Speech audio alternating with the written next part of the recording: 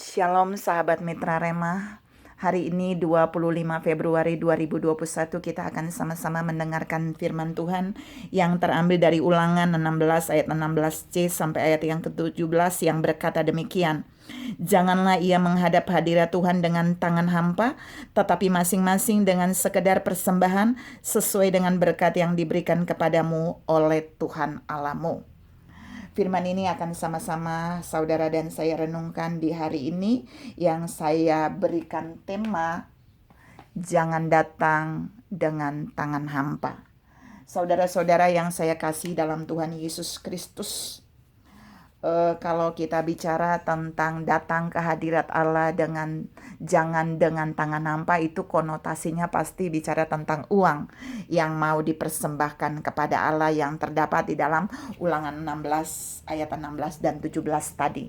Tapi saya mau bawa saudara melihat ada 3 persembahan yang bisa dan selalu saudara dan saya harus bawa kepada Tuhan ketika kita menghadap Tuhan.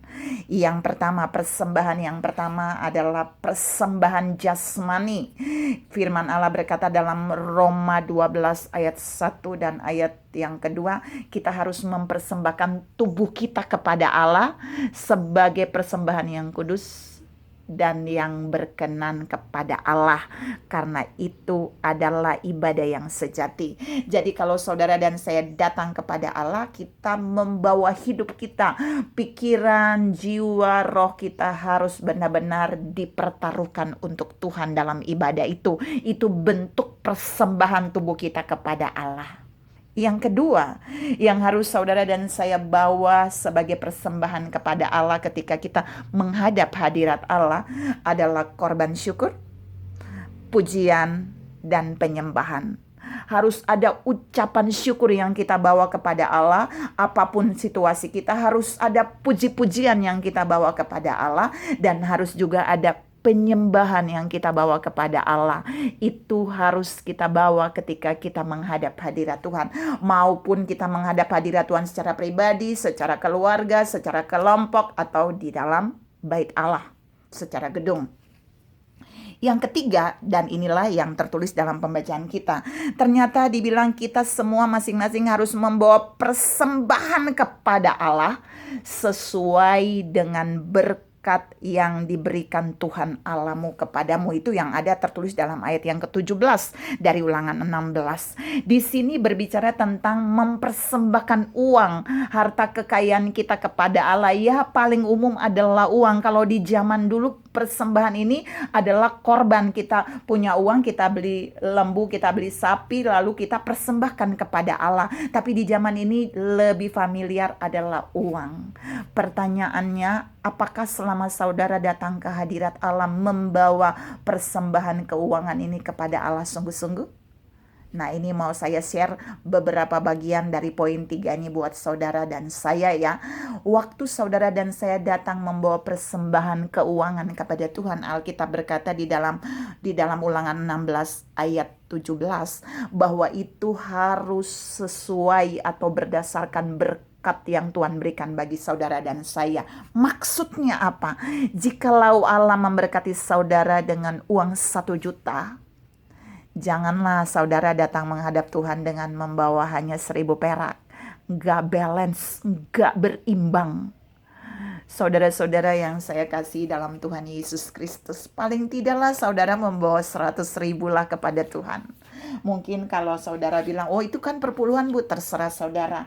Tapi persembahan yang saudara bawa kepada Allah paling tidak harus seimbang dengan berkat keuangan yang Allah berikan bagi saudara. Saudara-saudara yang saya kasih dalam Tuhan Yesus Kristus, jadi ketika saudara dan saya membawa persembahan keuangan kepada Tuhan, di samping harus seimbang dengan berkat keuangan yang Tuhan berikan, kita juga harus memberi dengan sukarela kepada Tuhan. Waktu saudara dan saya membawa persembahan kepada Allah, membawa persembahan keuangan kepada Tuhan dalam hadiratnya, kita tidak boleh bersungut.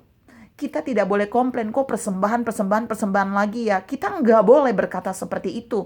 Karena kita sedang tidak mempersembahkan itu kepada manusia. Kita sedang tidak mempersembahkan itu kepada gereja. Tapi kita sedang mempersembahkan itu kepada Allah. Allah yang akan menerima, Allah yang akan menilai, dan Allah yang akan membalaskan apa yang kita berikan kepadanya. Saudara-saudara yang saya kasih dalam Tuhan Yesus Kristus, di bagian yang ketiga ini juga ada hal yang paling terakhir. Di anak poin terakhir dari poin 3 ini, Tuhan juga mau ajar saudara bahwa waktu kita membawa persembahan kepada Allah, kita harus menjadikan uang kita itu untuk memuliakan Allah.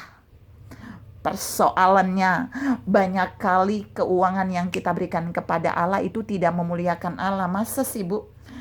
Kalau ada orang yang gajinya 2 juta, kemudian dia membawa persembahan kepada Allah 2.000 perak, apakah itu benar-benar untuk memuliakan Allah? Ingat, Allah kita adalah Raja. Dia bukan tukang parkir. Tukang parkir itu dia biasa menerima 2.000 loh, dan dia senang karena memang itu tarifnya. Allah kita bukan juga Allah yang menjaga konter pulsa, yang mungkin saudara memberi di bawah standar dari berkat yang sudah Allah berikan bagi saudara. Paling tidak saudara bisa memberi 10% dari apa yang Allah berikan bagi saudara. Itu sudah puji Tuhan. Saudara-saudara yang saya kasih dalam Tuhan Yesus Kristus. Tapi Tuhan juga mau saudara tangkap hal ini bahwa Allah tidak memaksa saudara memberi persembahan itu kepadanya, tapi Dia mau saudara datang kepada Dia jangan dengan tangan hampa. Mengapa? Karena Allah memberkati saudara dan saya. Tidak ada umat Tuhan di muka bumi ini yang tidak diberkati. Tidak ada umat Tuhan di muka bumi ini yang belum pernah diberikan Tuhan uang. Berkat keuangan belum pernah. Semua pernah menerima berkat keuangan. Itu artinya Allah membutuhkan saudara dan saya benar-benar harus fair dengan Dia, bahwa waktu berkat keuangan itu saudara dan saya terima, ingat setiap berkat keuangan yang saudara dan saya terima, di dalamnya ada bagian yang harus saudara dan saya persembahkan juga kepada Allah ketika kita datang di hadirat-Nya. Oleh sebab itu renungan hari ini Tuhan mau mengajar saudara dan saya, mari kita datang ke hadirat Allah jangan dengan tangan hampa. Mungkin kita sudah bisa membawa hidup kita, tubuh, jiwa, roh kita kepada Allah. Mungkin kita juga sudah membawa syukur, pujian, dan penyembahan kepada Allah. Tapi mari kita juga taat membawa persembahan keuangan kita kepada Allah, kepada Raja kita, sebagai bentuk kita mengasihi Dia, sebagai bentuk kita mengagumi Dia bahwa Dia sudah memberkati kita. Tuhan memberkati saudara berlimpah. Salam datang kepada Tuhan, tidak dengan tangan hampa. Amin.